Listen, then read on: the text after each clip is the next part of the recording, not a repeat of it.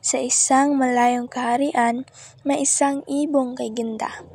Ang kanyang awit, lunas sa sakit ng hari.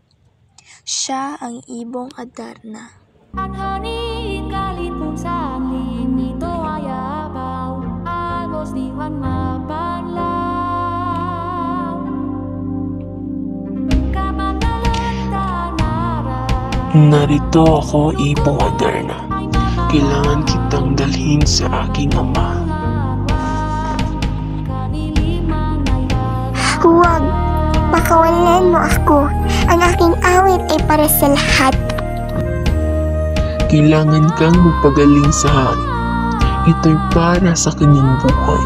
Nang mahuli ni Don Juan ang ibong Adarna, nagpasa siyang dalhin ng ibon sa kaharian. Ang kanyang paglalakbay ay hindi nangyari ng walang hamon. Kailangan niyang maglakbay sa mga matirik na bundok at labanan ang mga mapangwasak na hayop upang matiyak ang kaligtasan ng ibon. Samantala, mga kapatid ni Don Juan, sina Don Pedro at Don Diego, ay naging inggit sa tagumpay niya at nagplano pang agawin ang ibon para sa kanilang sarili.